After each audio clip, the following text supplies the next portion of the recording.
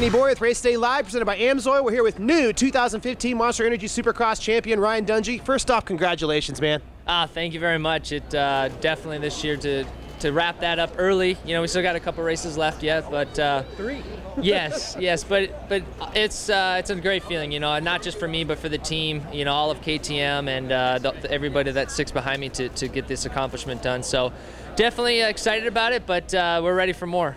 Man, let's go back to round 1. You had your worst finish of the season, a 4th. You know, but what was you thinking there? You know, you were pretty close to the guys, didn't have the best start, but how did that set the tone for the rest of your series? The first race wasn't exactly ideal. You know, I mean, it wasn't bad by any means, but I felt a little flat. Definitely there was a few areas, and you know, we had a new bike and everything's going good, and there's no excuses by any means, but I think at that point of the game, you can test all you want coming into the season, but that race was the true test. So from there, we were able to really, it wasn't like, oh man, that wasn't a good race. It was like, all right, let's build on that. Now we got to find what areas we can be better, and from there, that's what we did. So it took a few rounds, but we got there. Well, you found speed. You know, you won your championship in 2010. You won 6 races, but this year your speed really picked up. What do you attribute that to? The bike, or working with Alden, or how did you just find some more speed? Well, it's a lot of things. I mean, definitely with this new bike, they did a great job, and I've said it many times, but they really did this bike up really nice. And so between that, you know, once we got about 3-4 rounds in, and we were doing a little testing during the week. So once we finished that, I liked my setting. It was like, all right, now let's focus on riding this setup and not thinking about the setup and building speed, like you said, but also working with Eldon. You know, I really felt like I was training myself to be an explosive guy and out of the gate strong and having the fitness. So I really owe a lot to him, and credit with my program and giving that to him. So just a bit of everything. So it's a lot of good things though coming in this new year. Some change ups, some switch ups, but overall everything for the good.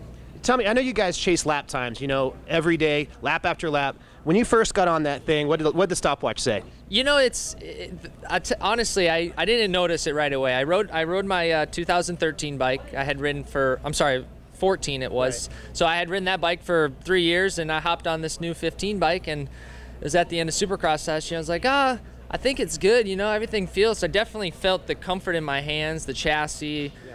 It was a different feel, but then I hopped back on my old bike, and I was like, wow, you know. So yeah, we had all of outdoors to do on it, which was good. I think we made a lot of progress with that old bike, and I feel like we might have still had more progress to make, and that we never quite tapped into, but then this 15 bike came along, and we were able to start really getting into it at the end of the year. Compare the 2 championships. You win in your rookie season, that had to be unbelievable. But this year, the who's next, so much competition, and then you dominated. You won 6 out of 15 rounds so far. Which one between the 2 is your favorite? Well, the first one's always the sweetest, you can kind of say, and especially the rookie year. Not really people really thought I could do that, and was a great accomplishment and everything. And I mean, it's the 450 Supercross Championship. It was the biggest thing you can win in our sport at the time, and still is, but you know, some years later, it took a while for us to get it right again, but this 15 one, I really felt like we came in strong, and we were consistent, and you know, there was no ifs, ands, or buts. You know, we rose to the occasion, and it feels great. Well, congratulations, Ryan. It answers the questions right here. Who's next? Ryan Dungey.